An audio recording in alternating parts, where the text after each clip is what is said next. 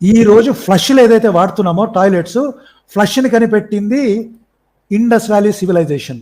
ఎవడు పేటెంట్ నాకు ఇచ్చాడు?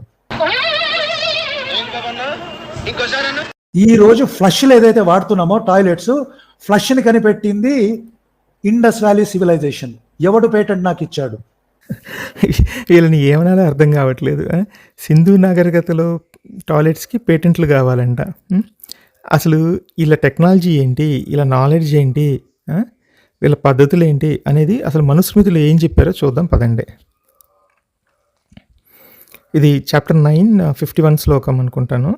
సో దీంట్లో ఏమంటున్నాడంటే, యూరిన్ పాస్ చేసేటప్పుడు డే టైం అయితే నార్త్ సైడ్ తిరిగి పాస్ చేయాలంట, నైట్ టైం అయితే సౌత్ సైడ్ తిరిగి పాస్ చేయాలంట, ఇంకా mid night to early morning అయితే నార్త్ సైడ్ తిరిగి పాస్ చేయాలంట యూరిన్.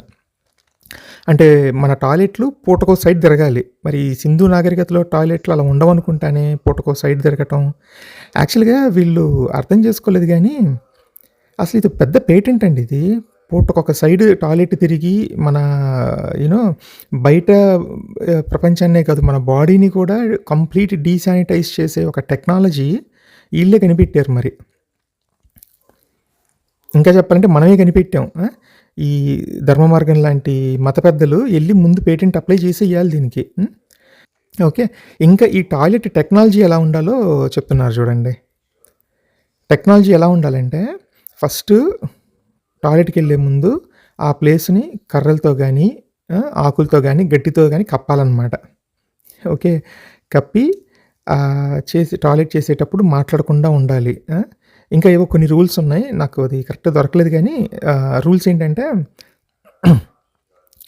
ఈ జంధ్యాన్ని చెవికి చుట్టుకోవాలి, చంద్రుని చూడకూడదు, నీళ్ళని చూడకూడదు టాయిలెట్ చేసేటప్పుడు. తర్వాత ఈ పై పంచ ఉంటుంది కదా, ఆ పై పంచ తలకు కట్టుకోవాలన్నమాట. బ్రాహ్మణుడు పై పంచ ఎలా వాడుతున్నాడు అనే దాన్ని బట్టి వాడి మూడు మనకు అర్థమైపోవాలన్నమాట. భుజాన్ని వేసుకుంటే ఒకటి, నడుము కట్టుకుంటే ఒకటి, తలకు చుట్టుకుంటే ఒక మీనింగ్ వస్తుంది. ఈ టాయిలెట్కి వెళ్ళేటప్పుడు వాడు తలకు చుట్టుకొని పై పంచని జంధ్యాన్ని చెవికి మెలబెట్టుకొని కూర్చుండే ముందు కూర్చున్నాక ఏవో కొన్ని మంత్రాలు చదవాలి.